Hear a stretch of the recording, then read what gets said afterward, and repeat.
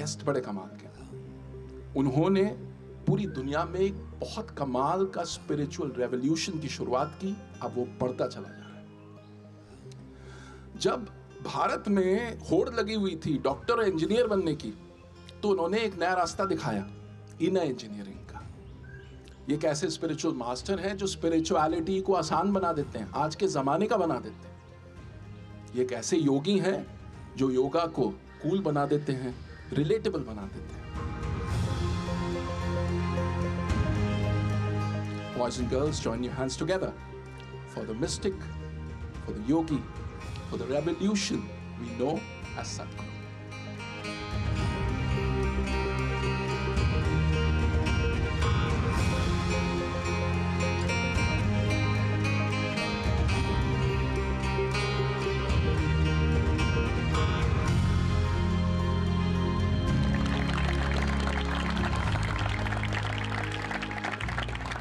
Sadhguru, it's an honor to have you on Pariksha pe Charcha 2025. This platform was conceptualized and created by our Honorable Prime Minister Narendra Modi ji. It's a platform where students get to interact directly with public personalities like you. Your thoughts on the platform? This is really a fantastic effort. I think nowhere in the world has ever a world leader has shown such interest in our children, being concerned about the pressures that they're going through. I deeply appreciate that the Prime Minister is taking interest in the examination blues that some of them are having. So I came in blue today, that's why. I have no blues. So, I remember I used to volunteer in a pharmacy for about nearly 2 years. I found that during the examination time, we were stocking up a lot of Mexoform and Dipendol. These were the tablets at that time which were anti-diarrheal. So, massive amount, volumes of anti-diarrheal medicine was being sold during the 10th standard and 12th standard examination, diarrhea.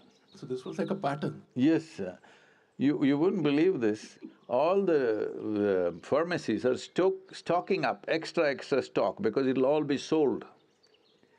I hope you guys are not like that. No. So I was just thinking, what's happening? So this fear, we must understand this. How are we made? First of all, education is not about examination. Examination is just an evaluation to see whether you're fit enough to go to the next step or not. And education is about giving you access to life. Now you're sitting here, this lawn, this every blade of grass, you must wonder, why are they made like this? Why hasn't it decided to grow up like a coconut tree? Why is it only this much and doing what it's doing?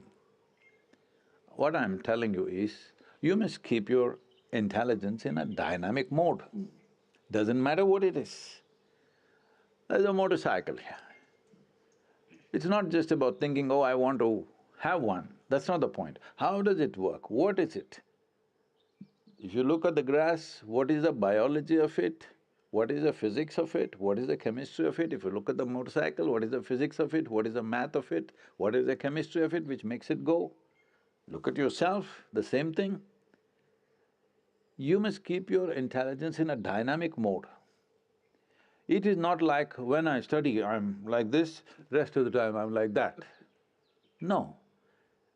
Life, you must be on. If you want to find access to life, because education is about giving you fundamentals which will give you access to life. When I say access to life, tomorrow whatever you may choose to do, whatever you may choose to do, you have to do it well. That means competence. If you have to be competent, you need access. To find access, there are many aspects to it. One important thing is, You have an active, dynamic intelligence. Don't ever think, am I as intelligent as this person or that person? There is no such thing. It's a farce that's been spread in the world. Everybody can sparkle and do things that others cannot imagine. Everybody. Only thing is, because there is no striving, that sparkle doesn't happen. Right now, what you call as school, what you call as education, what you call as examination is about that. The longing to know, making the miracle of your mind sparkle. When I say sparkle, there are a lot of studies which are brain mapping. There are a whole lot of studies in the world. At one time, I was engaged with this one scientist in Switzerland who is doing brain mapping, and I went there to see. He had mapped 17% and they're trying to imitate the brain in the computer form. And I went there. 17% of the brain, they said they have built with computers, capability of the brain. Like your sports hall, what is that, Vajra, is it? The Vajra hall, about 3/4 of that size, nearly about the same size, I would say. It's full, packed from floor to ceiling with computers. This is 17% of your brain. I said, I got it better packed here. This brain mapping is showing if you think of a coconut tree, one part of your brain will flash. If you think of a mountain, something else will flash. If you think of mathematical numbers, something else will flash. Like this, they have something. But recent studies have shown when people become very meditative, with Shambhavi, lot of studies have been done, you must look it up. With Shambhavi Mahamudra, they see large part of the brain is lit up. Not any particular thing, large part of the brain. This needs to happen, that everything is lit up. What you use is up to you. See, intelligence is not about usefulness. Intelligence creates profoundness of experience of life. The more you activate your intelligence, the more access you have into everything that you see. See, if your physical body is well exercised, you can function better than those who are not well exercised. Is that a fact? Yeah. Then why is that not true with your mental faculties? The more exercised they are, the better they function. Don't save it for future. If you save it, it'll vanish, all right? It's like a cloud. If it rains, it's good. If it doesn't, it'll go anyway.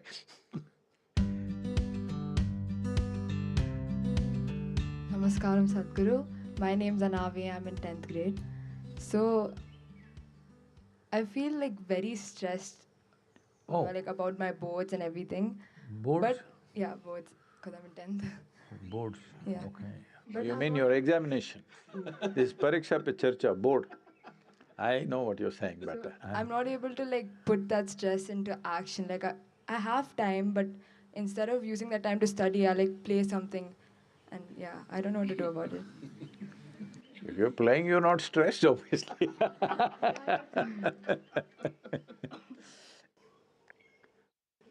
Can I tell them something, a very bad example? No, sure, please. It was just about 15-20 days for my 12th standard examination. And we have to get the hall ticket. It was a big deal because my kind doesn't know whether we'll get our hall ticket or not, because they're checking the attendance percentage. So, I went and got my hall ticket, that means for me, I have achieved. So we are standing in the bicycle stand and I'm talking to my friends and saying, in Mysore city I was a mango expert. Right from childhood I've explored which tree, where, how it tastes, everything. Full… the Mysore surrounding geography, I know the mangoes through and through. So you look at a mango, you know the tree. No. If I look at the tree, I know the mango. Okay.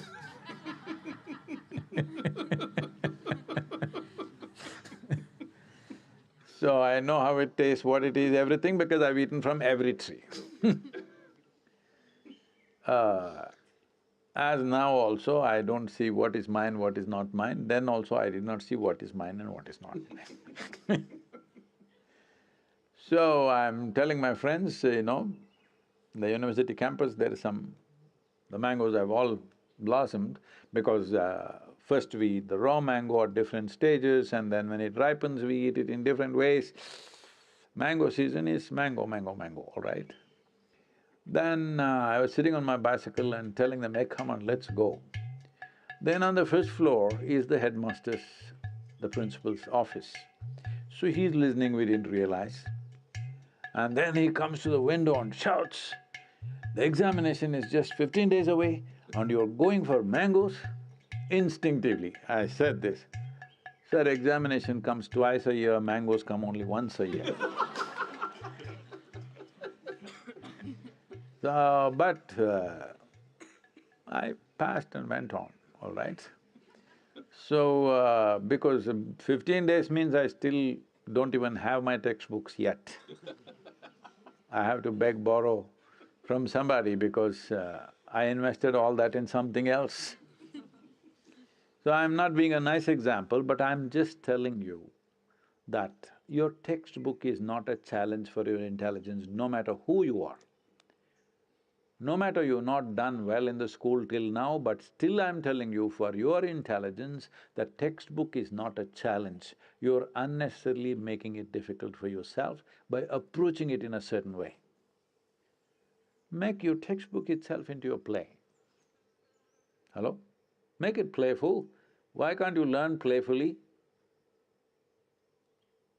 If you learn mangoes, you have to learn the biology of mangoes, isn't it? And everything. I'm saying, if you make it playful, your textbook is not a challenge. Super. Okay, next question. I'm Siddharth of class 10, and my aim in upcoming 5 months is to score 495 marks in my exams. But I have some distractions that reduce my focus. That sometimes mobile phones, sometimes the social medias, and sometimes overthinking. So could you guide me to overcome from it?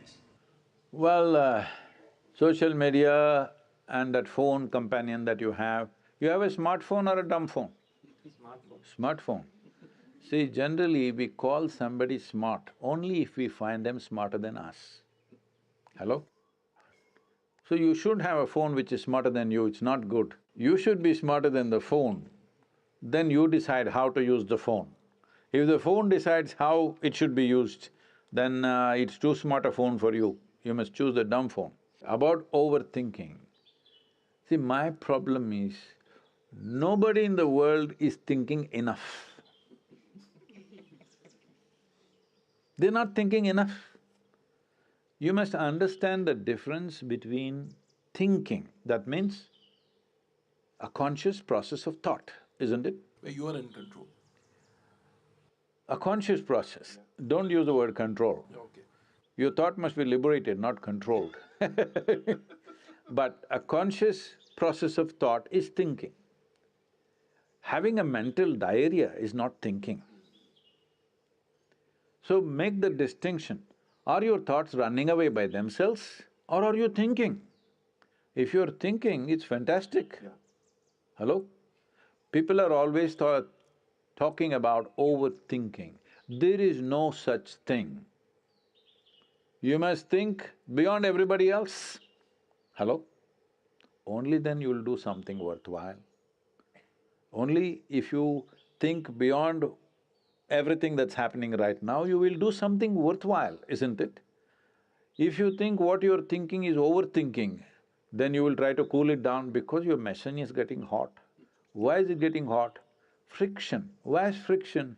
There's not enough lubrication.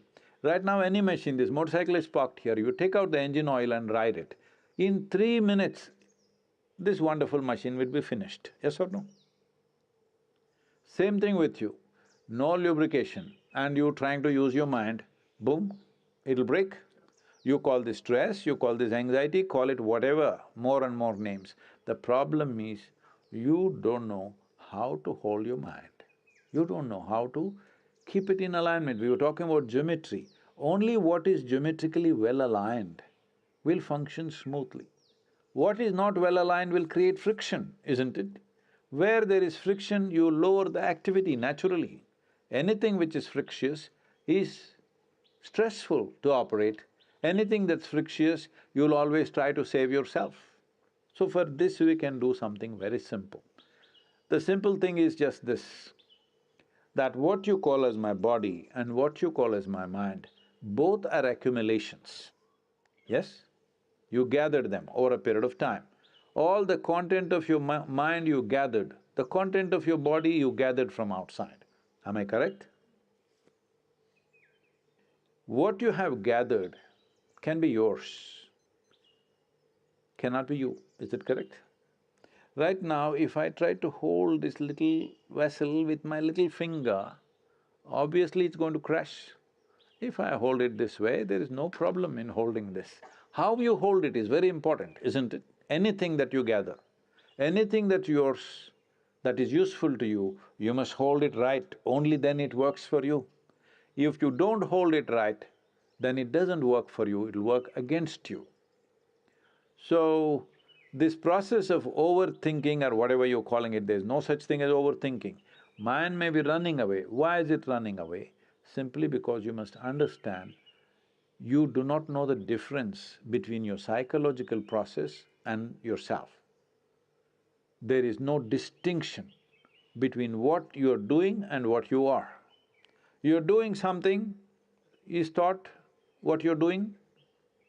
Hello? Is thought a kind of action within you? You are doing the thought. If you are doing the thought, what you do and what you are are two separate things. That separation is not there. This is why meditation, the fundamental aspect of being meditative means it is a quality. Meditation is not an act, it's a quality. What is this quality? If you sit here, there is a little distance between you and your thought process, between you and your physiological process. So if you sit here, your body is not in the way, your mind is not in the way. The world, anyway, there is some distance, isn't it? With what you have distance, with that you have no problem. With phone also you must create some distance. See, if your hand starts jumping all over the place like this without your permission, looks like an ailment or no? Hello? Maybe Mr. Parkinson's is visiting you. If your mind is running all over the place without your permission, it's an ailment or no? So, this is very important that you don't make yourself, your body and mind unhealthy. It is unhealthy if it starts doing things that you don't want it to do. It must do what you want. This body should do what you want. Your mind should do what you want. For this, there is a simple process. It's called the miracle of mind. We will send you a link with which you can practice. Simple process, 7 minutes a day. Just 7 minutes a day, it'll do wonders to you. It'll bring that balance.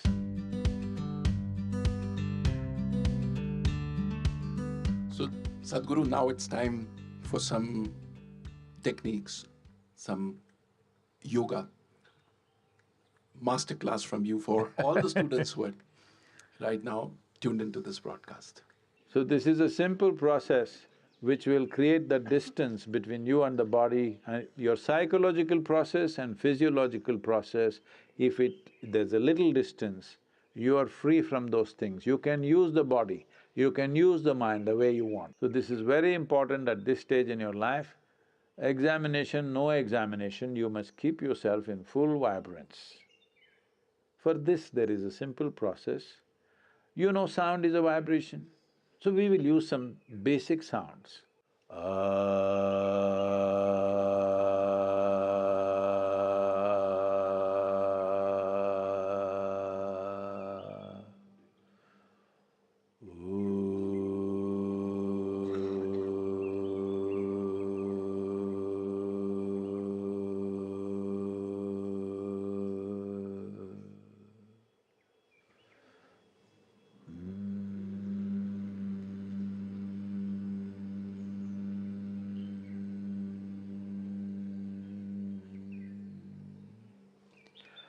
Set some kind of a reminder and for 7 minutes, and 7 minutes. If you can do it twice a day, it'll be fantastic, at least once a day in the morning. Best done on empty stomach, but it doesn't matter, that you do these three sounds for 7 minutes. You will see a new resurgence of energy in the system, new level of vibrance in your body and your mind.